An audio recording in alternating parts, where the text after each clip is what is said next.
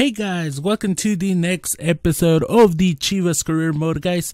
So a lot of you guys requested for Linus, for me to sign Linus.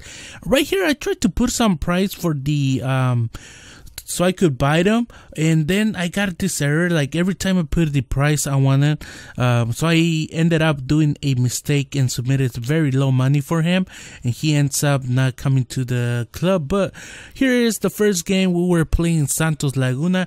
Actually, today something kind of funny happened. So I was recording a live, I was doing live career mode for you guys, live commentary, and I ended up choosing the stream career mode. And I realized once I already had it almost all recorded that I was doing the Chivas live stream career mode. So I had to actually stop that and I had to do this all over again. So that's why it has took me a while to actually post this. So kind of funny right here, right away, guys. What a golazo from Orbelin. And I don't know, guys, but I think I found my formation.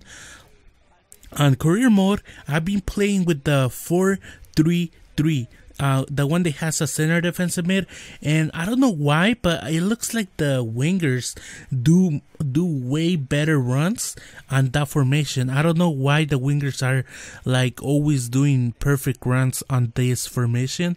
I don't know if you guys have noticed that. And also the center defensive mid, it kind of becomes like a false center back because he comes a lot in defense. Right here we got another counter attack. We thought we were gonna score with Pizarro there. Actually Brizuela. Why do I keep saying Pizarro? I don't know. I always have them confused with Brizuela, and managed to score that 2-0, guys, against Santos. So we were actually taking that lead 2-0 there. We are playing on legendary, guys. So look at that nice shot there. But of course it gets the rebound, and we know rebounds on this game are super OP. So yesterday I rage a lot on my live stream, guys. So I'm sorry, the game is just, it's just crazy how it makes me rage. But I found out it's not just me, because today I was watching Chuboy, I was watching Castro, and they were getting mad at the game too. So it's kind of cool that I'm not the only one with this issue with the game. A lot of people think they actually did that patch, did wrong to it. This is what I'm talking about. Look at those runs by my wingers, guys. I don't know, on the 4-3-3, which is the number 2 with the center defensive mid, I think they do amazing runs. Right here, I don't know what happened to Cota. You guys could see there, he did a terrible mistake. I don't know, he turned his back on the ball for some reason, and a goalkeeper should never do that. So what I decided is to bring in a new goalkeeper after this match, guys, and we're gonna bring a guy from Europe. So you guys could probably try and guess who that will be. But right there, actually Cota did a terrible mistake, and it's gonna be a goal from a former Chivas player, which is Ulises Davila. Right here in the final minutes, I believe, we tried to do another counter attack, very good. They ended up doing the foul on us. We get a free kick, and I don't know, guys, I learned how to do the fake free kick, and that's the free kick I always do now, offline, online. It's just amazing, and I have scored a lot from this free kicks, which is just called do a fake shot, pass the ball right away when he runs and he gets the ball, but there the goalkeeper does manage to save that one, and the game comes to an end, guys, and we actually gonna take the victory 2-1. But like I said, it was a very nice goal there by Brizuela and Orbelin Pineda. So right here, guys, you guys can see Linus. Actually, I think he blocked me already from signing him. So I'm gonna go ahead, guys, and sign the goalkeeper from Real Sociedad. He is Mexican, guys. I believe he's something with the director that does movies. He's Mexican. He has won the Oscar already. So I forget his name, but he's something with a famous director that has won the Oscar. He's like family, but he plays in Real Sociedad, and Real Sociedad recently actually renewed his contract into 2022, I believe. So it's pretty good for him. So we're gonna promise him an important role, because he will be playing pretty much one game and one game not, because if you guys don't know, on Liga MX there's games on Wednesdays, and sometimes my players are very tired to play both games, so I will probably use it more on the week games, and then I'll use Kota on the weekend games. So we'll see how it goes. So we do end up actually counter offering the years here. They always say one more or one less of what they're asking. So he wanted 3 years. I actually told him that he would like to sign for 4 years. He does end up accepting the contract for 4 years. Actually, he was asking 3 years. I offer 4 years. He does end up accepting. He wanted a release clause of 1.9 million, and for me that's a very low release clause, guys. So for me that's a very low release clause. We're gonna actually don't put a release clause on him, like I said, guys, because I believe we could sell him for a lot more money if a club decides to bring him come in and ask for taking our player out of our hands. So guys, his payment, I usually agree with what they're asking, because they usually just I wanna have the right payment. So I don't argue with them. I wanna sign him, so I actually did sign him what he wanted to be paid, because I know a lot of you guys told me I paid way too much in the last episode. So here we go, breaking news. He has signed for, guys, Marco Fabian, hero of Chivas, hero. It's very new, very good thing here. Brizuela has been put as a hero through the right wing of the field, according to them.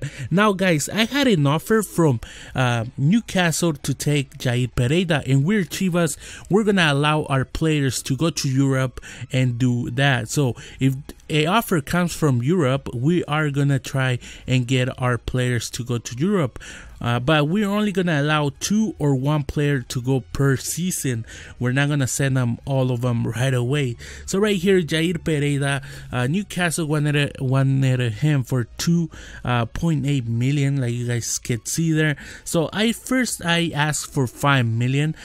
I sent that offer to the Newcastle manager here, but apparently that was too much for them. I don't know how that's too much for them, since in Mexico there's clubs that pay way more than that in real life. So they want to pay 2.8 million. So I said, okay, I do want to give the opportunity to Pereira to go to play in Europe. So I decided I'm gonna sell you Pereira for 3.8 million.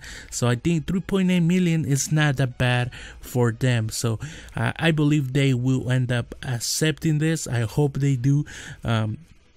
And like you guys can see right here, we're gonna send that 3.8 million and see, hopefully the Newcastle manager ends up accepting, which I hope they do. This should be a very new good transfer. Plus we get to bring in a youngster from the Liga MX to Chivas and replace him for the future, guys. So it looks like they have accepted. They said they didn't want to lose that transfer, and they had accepted the 3.8. Now a player that you guys have always asked me to sign, it's no other than El Cachorro Montes. I don't know why they call him Cachorro, but it's a funny nickname, I guess, for me. So they wanted he had a release clause of $15 million. I don't think 15 million it's worth for him. I just don't think so. So what I decided here is to try and get him get a transfer fee from the manager, see what he's asking for. So I did a offer, or I believe 8 million. I think around 8 million should be bad. I think we could sell him for around 15 to 17 million if a club from Europe wants actually to take him. So I did a 7 point 7.1 million, I believe. So we'll see if they actually end up accepting or not. You guys could see they're asking for 15 million plus the release clause of him. So I just don't think 15 million. We have the money to play the 15 million, but I think we could get at least a lower center back that's not that high, and we could probably work him out because he's probably not gonna start because we have Alanis and Ayala on our starter squad. So what we decided is to back down, forget about him, and go to the MLS just like Chivas did a couple years ago, and they went and signed in Salcedo. This time we went for Alfaro, the center back from Seattle Sounders. So we're gonna go ahead and try and we pay his release clause, which it was under 1 million, so that's a bargain for us here, because I believe we could trade him and we could get him for a very good, we could get him in a very good rating and actually sell him to Europe, just like Chivas they're to Salcedo. Of course, Salcedo is on a loan. He's not sold right now in Europe. He's on a loan on Frankfurt. So right here, guys, he wanted, I believe, 3 years. We offered them 4 years. He ends up accepting that. So he really wants to come to our club. So that's one thing that we should actually be proud of. He wants to come to Chivas, guys. I don't know, guys. I think he could be pretty good center back for us here, especially for a second squad, because we're gonna have, like I said, in Liga MX we have games on weekends and weekdays and weekends. So hopefully I said it right. But yeah, guys, I think it could be a very good signing for us. So I decided to put no release clause, and he's asking for a very low pay in my opinion. So we're gonna actually go ahead and accept that, guys, for Alfaro. And we have the breaking news, guys. We have the breaking news from Chivas. Then Alfaro from Seattle signed with Chivas, and there is his presentation to the club, so into the press, guys. So our next game was gonna be against Querétaro. So I decided, because this game was actually on a week during the week, I needed to do some sub-ins because all my players weren't back in their fitness, so their fitness wasn't great, so they had a little bit bad fitness. So we did some changes there, give that some opportunity to the young players. So we were actually playing our second game, guys. So Saldívar was actually going to be playing this game as the first striker for this game. Usually it's Pulido, and I don't know, guys, the wingers are just super good on this formation, the 4-3-3 with the center defensive mid. Right here we get this opportunity, but their defense, it's pretty good. They're defending, so that's not gonna be a problem, guys. So right here, guys, once again our winger gets this crossing. Look at that, almost a goal, but Volpe is there to actually send it to a corner, which right here it's gonna be the corner, guys. Just look at this, another big save. Jair Pereira, the guy just about to leave our club, almost scores that goal, and Volpe is just there to save everything, guys. Once again, look at here to our striker, guys, doing that run with Saldívar. Saldívar looking for the crossing. Volpe once again. What is Volpe not saving for them today, guys? Very amazing goalkeeper here. They get this clear open net here for them, and they managed to score that one with Tito Villa, who is not gonna miss those goals, guys. He's a very good striker. So a very nice goal there from Tito Villa. So a very good goal there. Let's look at that replay once again, guys. Look at that amazing cross, and look at that header. What a golazo from Tito Villa. So we were down 1-0, guys, by Querétaro. Tito Villa scoring that golazo there. Right here, guys, we get a counterattack. I believe this is Carlitos Fierro with a cross, but it goes to another direction after the header of our player. Now we get a throw in right here, guys. We're trying to break in the defense. We do manage to do that, guys, and we'll look at what a golazo, guys. So, guys, like I said, I don't know if you guys noted this, but I tried to do this on squad battles. If you do a fake shot, the computer turns stupid. Like, I don't know, like try this on squad battles. When you're in, like, almost inside your area, do a fake shot, and then, but don't when you do a fake shot, don't use the directional left stick to direct where you want to do the fake shot.